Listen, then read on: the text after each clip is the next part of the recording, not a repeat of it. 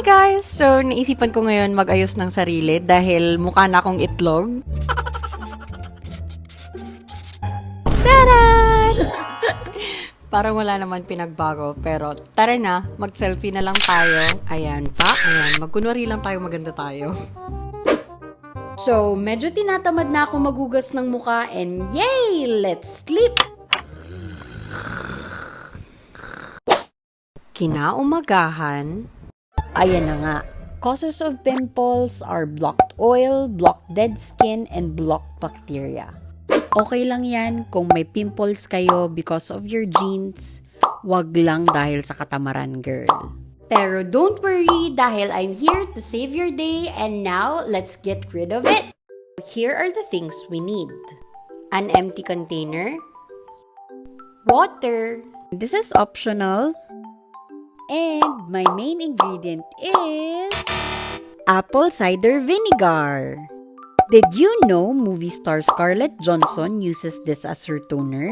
Galing to sa fermented apples na nagpo-produce ng mga acidic acids na main ingredients lang naman ng isang AHA or alpha hydroxy acid.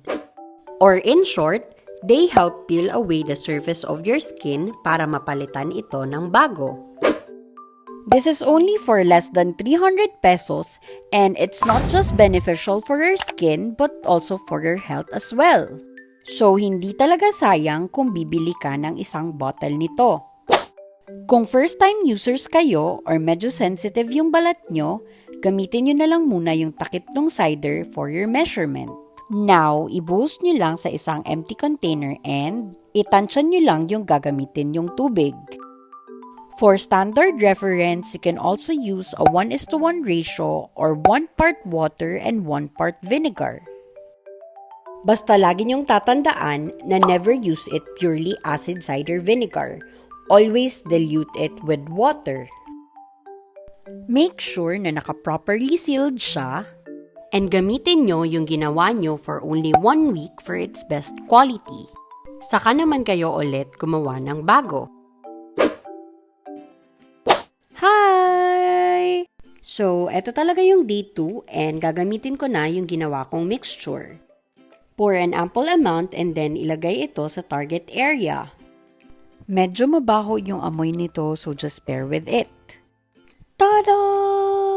You can also use this as your toner just like Scarlett Johansson's. Ay, kung makahawi naman ang buhok, akala mo kagandahan.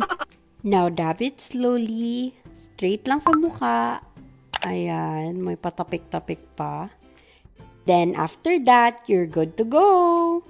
Wag na kayong gumamit ng cotton dahil sayang din. And kung sensitive yung balat nyo, use this toner for every other day only. Ayan, let's see if it will work.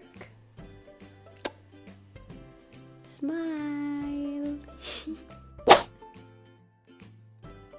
So, ayan, this is really the actual video and ayoko naman lokohin yung sarili ko and nag-work nga siya as always. Gusto ko lang din sa inyo tong i-share para at least alam nyo yung gagawin nyo. And never ever pop your pimples dahil magmamark yan and magsascar yan sa mukha nyo.